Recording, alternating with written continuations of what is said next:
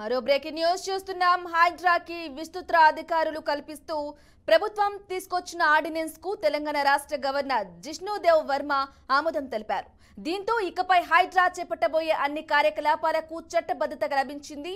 ఈ చట్టాన్ని రాబోయే అసెంబ్లీ సమావేశంలో ప్రవేశపెట్టి ఆమోదించనున్నట్లు తెలుస్తోంది. అప్పటి వరకు హైడ్రాకు ఈ ఆర్డినెన్స్ రక్షణగా ఉండనుంది. ఇటీవల ప్రభుత్వం రూపొందించిన ఆర్డినెన్స్ పై గవర్నర్ పలు సందేహాలు వ్యక్తం చేయగా వాటిని పురపాలక శాఖ ముఖ్య కార్యదర్శి ఎం దానకిషోర్ నివృత్తి చేయడంతో గవర్నర్ ఆమోదం ముద్ర వేశారు.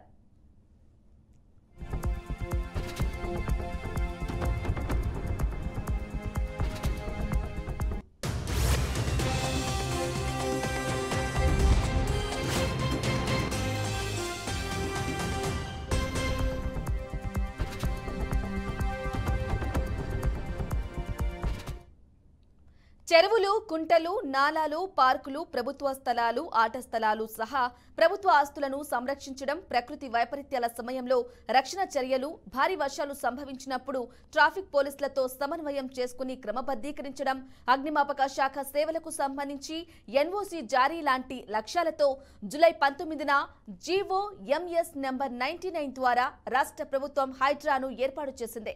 హైదరాబాద్, రంగారెడ్డి, మేడ్చల్, మల్కాజ్గిరి జిల్లాల పరిధిలో ఓఆర్ఆర్ వరకు ఉన్న ప్రాంతాన్ని దీని పరిధిలోకి చేర్చింది.